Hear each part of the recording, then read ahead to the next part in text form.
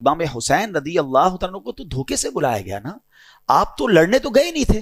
لڑنے کے لیے کون بچوں کو اور فیملی کو لے کے جاتا ہے؟ آپ کو تو باقاعدہ معزز مہمان کے طور پر بلایا گیا تھا کہ حضور آپ آئیں اور آ کر ہمیں بچائیں. ہم یزید کی بیعت نہیں کرنا چاہتے, ہم آپ کی بیعت کرنا چاہتے ہیں. اور آپ پر چونکہ اتنے خطوط آ گئے, اتنی ریکویسٹ آ گئی, کچھ لوگ کہتے نہیں جانا چاہیے تھا. اگر امام حسین نہ جاتے تو وہ کوفے والے قیامت کے دن اللہ کی بارگاہ میں عرض کرتے کہ مولا ہم نے تو امام حسین کو بلایا تھا, وہ نہیں آئے, ہم نے مجبوراً یزید کی بیعت کر لی ان کی ہدایت کے لیے کیونکہ وہ بلا رہے تھے. آپ جاتے اور آپ نے بہت خوبصورت پلان ترتیب دیا. خطوط آ چکے تھے, ایویڈنسز موجود تھے, مگر آپ نے کراس چیک کرنے کے لیے مسلم بن عقیل رضی اللہ عنہ کو بھیجا کہ آپ جائیے وہاں جا کر پہلے حالات دیکھیے, پھر آپ بتائیں گے تو ہم آ جائیں گے. حضرت مسلم بن عقیل پہنچتے ہیں, سب لوگوں نے بڑا ویلکم کیا, ہزاروں لوگوں نے آپ کی بیعت کر لی, اور آپ نے خط لکھ دیا امام حسین کو کہ حضور یہاں تو ایوری تھنگ از اوکے, ہر بندہ آپ کے لیے انتظار میں ہے, آپ آئیے.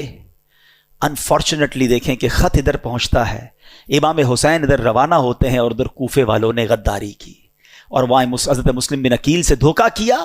آپ کو شہید بھی کر دیا گیا, حضرت مسلم بن عقیل کے بچوں کو بھی شہید کیا گیا, اور حضرت مسلم بن عقیل رضی اللہ عنہ آخری وقت تک کہتے رہے کہ کاش میں وہ خط نہ لکھتا. آپ ٹریول کر چکے اور ادھر حضرت مسلم بن عقیل کو شہید کر دیا گیا.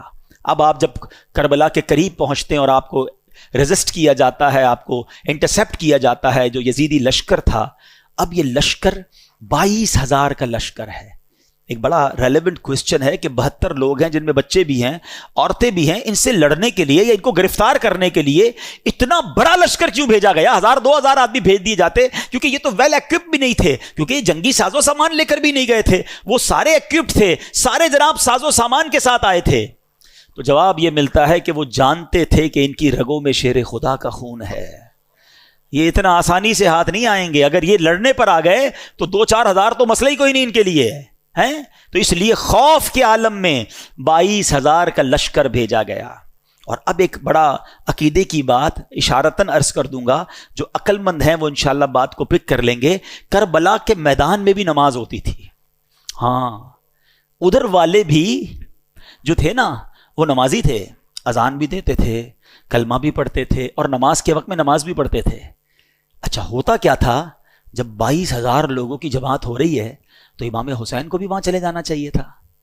کربلا والے جو تھے, خاندان رسول والے, کہ آپ بھی سب جا کے بڑی جماعت میں پڑھ لیں. لوگ کہتے ہیں نا بڑی جماعت نہیں چھوڑنی چاہیے. تو کربلا کے میدان نے یہ بھی پیغام دے دیا کہ 22,000 کی جماعت الگ ہوتی تھی اور 72 والوں کی جماعت الگ ہوتی تھی. ہاں, یہ سمجھ جاؤ کہ امام اگر لاکھوں کا بھی امام ہونا اور دل میں عقیدہ درست نہیں تو امام بھی اس کے پیچھے نماز نہیں پڑھتے تھے. تو یہ عشق والوں کے لیے میسج ہے کہ بے شک جماعت تھوڑی ہو مگر امام عاشق رسول ہونا چاہیے.